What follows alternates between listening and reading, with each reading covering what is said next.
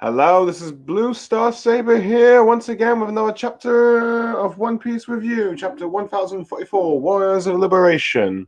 I'm pretty late on this one, and I tried to review it sooner, but due to some delays and all that stuff, I end up being late in this. But anyway, I'm now going to try and review this chapter and get over with so I can prepare for the upcoming ones. Chapter 1044, Warriors of Liberation. Now, before we begin, I'm just going to quickly comment on the cover page of Gemma 66 On Emotionless Excursion, Volume 8. Mama's away, and her trip begin with the experiment in which we see the youngest of the Big Mum children, as well as Brownie, the Pumpkinhead, and the Octopus Mermaid, who is the twin of Pauline and all that stuff, getting the knives out and all that stuff, ready to begin applying to dissect. Let's see, both Yonji and Ninjin. Let's see. Sanji's second oldest brother and youngest brother, with Charlotte often leaving them to their work and all that stuff, as they got all these sort of like buzzsaw and other kind of dissecting devices are surrounding them and all that stuff, as they're still trapped in their books. Anyway, so it's like, in many ways, it gives a terrifying situation for them, as it shows that they are in a very dire situation, and they're going to be dissected, or at least they're going to be attempted to, though their bodies should give some sort of resistance and all that stuff. But anyway, on to the actual chapter. We see a Schiller of Sin, so he appears to be blocking the world government ships about that, with Luffy commenting how he is still active, even though he lost and all that stuff. But he's like he's having fun as the drums of Luffy's Devil Fruit keep going on. Momonosuke asking, is Luffy Joe Boy, with Yamato asking, is that what the Zenitsu is saying and all that stuff?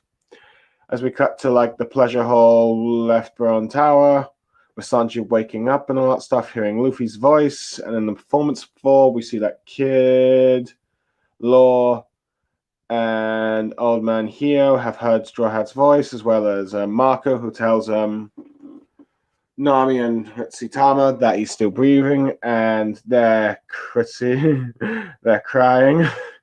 so much that they're being a bit gibberish of their words, like Luffy's alive or Big Brothers.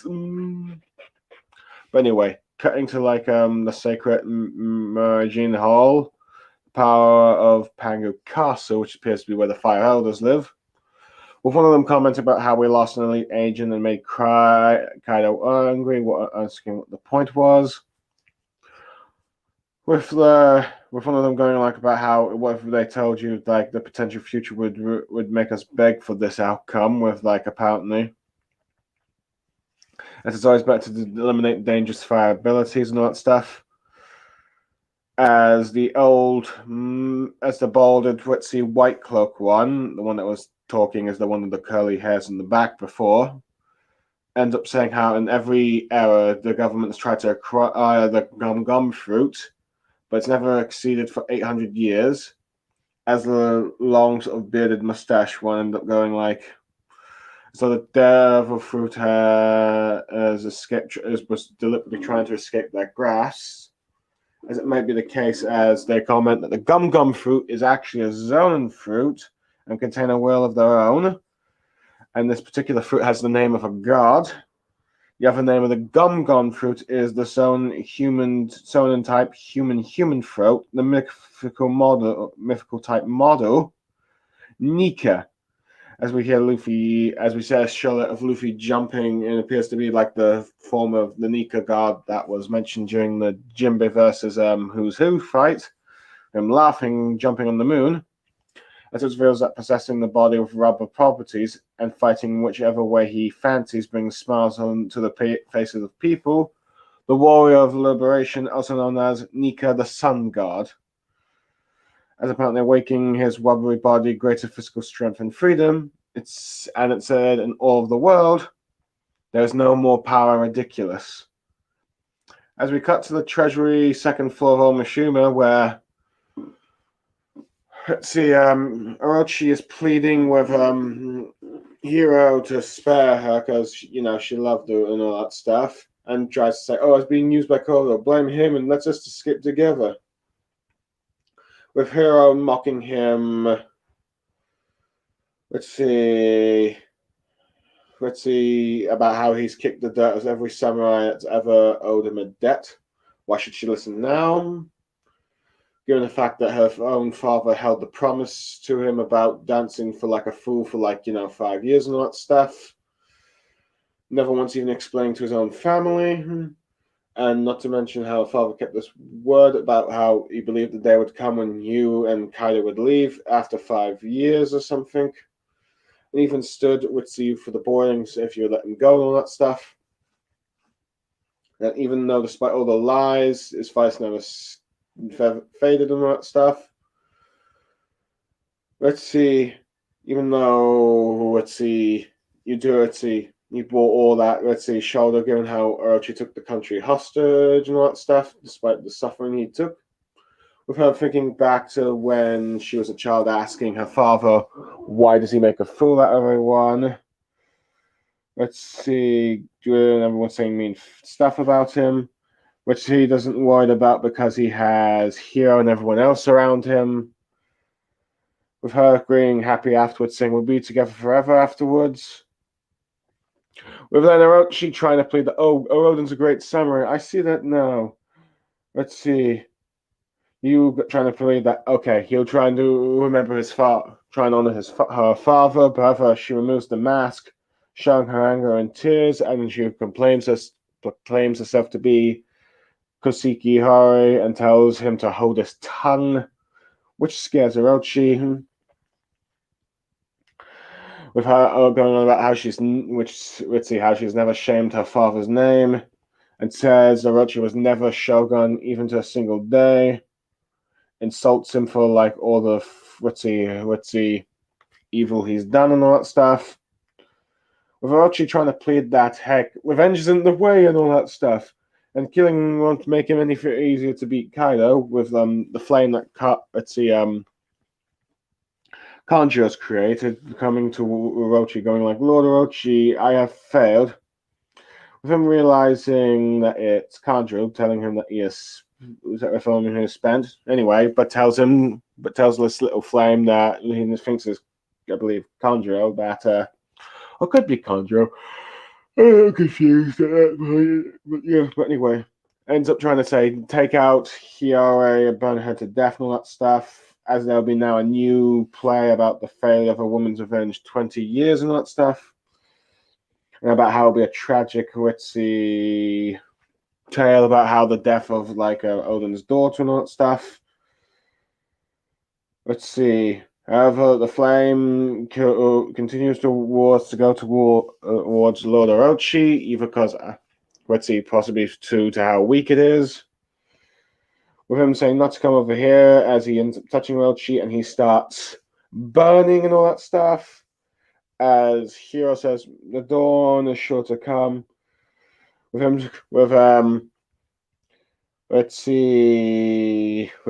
cursing Kanjiro for being an idiot and pleading with Hiyori to help him and all that stuff. With Hiyori saying the Kozuki clan always keeps his promises and all that stuff. But anyway, let's see. We cut back to Luffy atop the Skull Dome and all that stuff about how he can do anything and can even fight a bit longer. And his heartbeat sounds so funny as we hear the badum badum badum badum badum or the doom ba da da side. I'm not good at sounding sound effects, but anyway. As Luffy comments that this is clearly the pinnacle of his strength, he calls it Gear 5. Using the Conqueror's Haki, knocks out a bunch of beast pirates and all that stuff. As Hiro looks up, let's see. With Kaido wondering what's going on with his men, as he wonders what's up on the roof, as more of the ceiling cracks and more pirates are taken out. We get a double-page spread of Luffy using his giant arm to grab Kaido and squeeze him like a snake, which shocks many of the beast pirates there. with Law and Kid noticing shocked that Straw Hat is alive, with Chopper crying, "Is that Luffy?" Ends up pulling up Kaido with Luffy. You're seeing a bit of a glimpse of Luffy's new Gear 5 with him smiling. With Kaido being pulled up and his eye sockets pumping out. With Beast Pirate members being shocked as Luffy ends up swinging him up back to the rooftop and ends up circling his arms around him, squeezing him, and then throwing around in a circle, Looney Tunes style, as you see his eyes popping, Kaido's eyes popping out, and then whacking him back and forth like a Bam Bam would do to like a when anyone that grab his finger. And it's Kaido being hit on the head with Luffy laughing. Anyway, Kaido got a large bump on his head with him commenting how Straw Hat survived, and he thanks him for that and uses the move Blast Breath, which, as Luffy is laughing, ends up noticing, going like, "Brah!" His eyes popping out, but ends up pulling the ground offing, turning it into rubber, and deflecting and creating a rubber roll, deflecting the blast back at Kaido. And we get a full silhouette of Luffy's Gear 5 as he's laughing and all that stuff, as we see as his shirt has turned white, his hair's on fire, and he's got some cloud-like net thing around him and all that stuff to show that his Gear 5 in full form. As Kaido apologizes about that idiot from earlier, he didn't want to win that way, with Luffy telling him, "Don't sweat it, let's finish this up," ending the chapter. Okay, first off, let's see,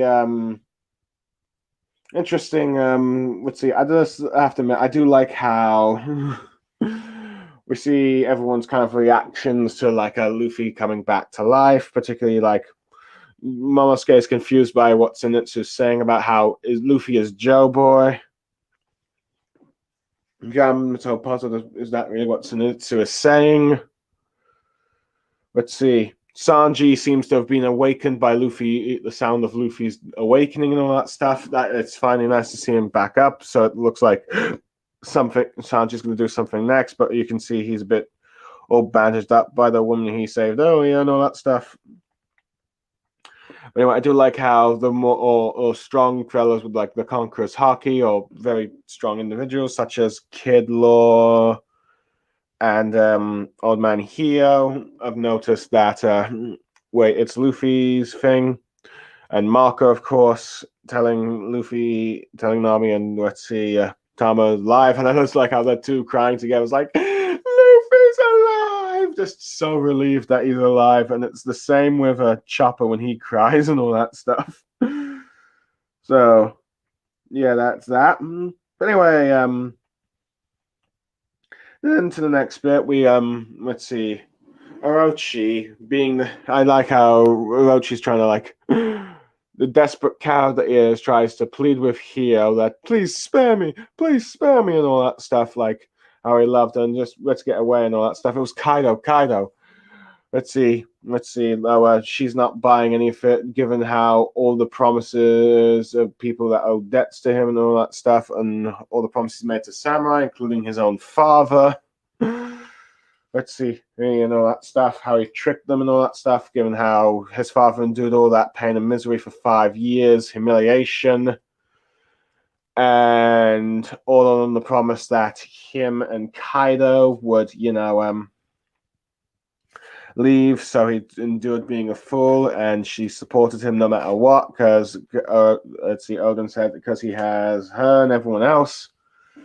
And it's kind of tragic when she thinks back to this, thinking of how her father would always be there with her and all that stuff, but that's not the case due to this man Orochi and Kaido. And even though he says, "Oh, I'll try and remember Kaido, Odin as a great samurai and all that stuff," she's not having it and saying that Orochi's time has come. And it's clear that Orochi was do say anything to keep his life preserved. It looks like Kanjuro's flame, or maybe it is Kanjuro at this point. Sorry, it's been a while since I read the previous chapters. Weekend and all that stuff coming back to Orochi about how he's failed, with him then seeing that, oh, this is the perfect opportunity to go back to a situation in his favor, orders it to kill Hiro and all that stuff. But unfortunately, it seems that it's too weakened, and it seems Orochi is now burning, which by the own flames of his own clan's hatred, if you will. A sort of poetic justice in a sense. As being the coward he is, pleads desperately, but let's see, says, let's see, the Kozuki clan always keeps their promise, so in many ways, it seems fitting that, let's see, Orochi dies by the fire. In fact, I think I recall that Tamino Orochi legend, where it was killed by the god Sasano, ended up permanently killing it by burning it in the flames and all that stuff, Kurt. So, if Orochi dies from this, I'd say it's probably fitting. I mean, he's already had his heads cut off by the, 9 Reb scabbards. He's been betrayed by Kaido. So now the only thing left for him now is to be burned in flames. Not even able to endure just a simple fire, I guess you could say, given the fact that Oden was able to survive boiling for like over an hour. So yeah, it's a poetic death in a sense, showing that, yeah, he can never live up to Oden's capabilities. But anyway, on to the juicy bit. Gear 5, or let's see, or the true nature of Luffy's devil fruit. As we get to like the description of the world government, to which it's revealed that it's actually the Gum Gum fruit is not actually a Paramecia, but a human fruit model, but a mythical model, the sun god Nika, in which has been built up from the last few this arc for the last chapters since Who's Who, at least. Maybe even further back, as many people have commented on references to Skypiea, the Shullarettes of Luffy dancing, similar to the sun god Nika and all that stuff, but yeah. But it's interesting how the world government describes this fruit and how much of a threat they seem to consider it, as they were willing to lose one of their top CPO agents, as well as invoke Kaido's wrath for interrupting a fight, which means that no doubt they're expecting some kind of backlash, because Kaido likes to finish his own fights, I guess, especially against a strong opponent. But given the nature of this devil fruit, and given probably who the previous user was, with Joy Boy and all that stuff, they figured, all right, best this we'd eliminate this fruit rather than have its true potential awaken. Given how it's managed to escape their grasp for like 800 years and all that stuff, and since it seems to have a mind of its own, I'm not sure if that was ever established with Zonin Devil Fruits before, but that seems to be the case. So in many ways, it could be like the Attack Titan and Attack on Titan. No matter the era, this fruit has always sought out freedom, and it's chosen the pirate with Fritzy. Well, not necessarily. We don't know if it's necessarily chosen Luffy, but it's clearly been given to the pirate that desire. It's been handed to the pirate who desires the freedom, if you will. So Gear 5, the most sun god Nika, the power of the god, the most ridiculous power on the earth, and a bit of meta commentary that no matter where it goes and how it fights, it brings smiles and laughter to everyone and joy and all that stuff, as well as delivering freedom. So pretty much like the inverse commentary of like the One Piece series itself, as it's brought so much joy to many fans, and not to mention, despite its length, it's managed to continue to do so despite other long-running mangas failing to do the same thing, particularly like its, fellow Big Three manga, as each of their reputations have declined over the years. But One Piece still remains strong. So yeah, and let's see. And as Luffy comments, it seems to give him a lot more, lets him do anything he always wanted, as we see, besides the Conqueror's Haki knocking out some beast pirates, he's able to giant arm and stretch it and grab Kaido like a snake, which I mentioned earlier. And not to mention a bit of comedic effect, where it seems to have happened with this fruit, as Kaido and both Luffy get cartoon eyes, and it's quite funny, like this Looney Tune like effect. As Luffy's able to, particularly when Kaido's spinning around and getting a bump on his head. But yeah, but Luffy also being like, "Ah!" like in the old Tom and Jerry cartoons when it looks like a giant blast is. But it seems like since this is Awakening, he can also, it seems, besides his own increased physical abilities, he can turn things to rubber itself, such as a wall and all that stuff, using it to blast, redirect Kaido's blast breath. But anyway, I like how Kaido's happy that Luffy's actually did not die from that last attack, as he didn't want to win that fight this way. And in many ways, similar to like the Luffy versus Katakuri, as Luffy says, "No, sweat it," and they finish this. So yeah, I like that nice little parallel. Now, granted, that's probably going to be the last time you're going to have a fight like that. But yeah. But anyway, Luffy's Gear 5 design. I like how it seems to be. It seems to be a bit of a mix of like the whole Super Saiyan and even Naruto's chakra cloak thing a bit, with the shirt turning a different color with the Naruto chakra modes. And the flame hair seems to be like the standard sort of spiky hair thing, but this time it's more of a flaming head, but yeah. But this might explain a little bit about how Luffy can use his rubber attacks to turn to like Red Hawk and all that stuff, a flaming punch. So who knows? Because it seems like the Sun God Nika might have some flame powers, but it's mostly just rubber from the looks of things. But yeah. But either way, it's a very goofy looking design, particularly with like the hair, close up of the hair and the eyebrows. The only thing serious, like probably being Luffy's eyes. But either way, it's a fun power. It's ridiculous, and it just kind of fits so well with what you expect with One Piece. If any other manga series did that with their sort of Super Saiyan transformation, people would have a hissy fit about, "Oh, this is goofy. It ruins it." But with One Piece, it just works. That or maybe some of the parody mangas like Bobomo perhaps could make it work, but who knows? Overall, I give this chapter a 9.5 out of 10. We see Orochi burning. Let's see, we learn that Luffy's devil fruit is actually a mythical zonin. Though granted, I wonder if some fans are going to be disappointed that Luffy's devil fruit's not an average Dretzi Paramecia, and only just Luffy making it special. And all that stuff, which I think most people get used to, but from what I say in the wiki, still referred to it as Gun fruit, and I think Luffy's just going to continue referring to it as that. All that stuff. We see Gear Orochi burning, Luffy Gear 5 into action, and all that stuff, and giving a sort of crazy, ridiculous fight that reminds me of the old One Piece. So, overall, I've enjoyed this chapter. I'm Blue Star Saber, signing off. Thank you for joining me, and goodbye.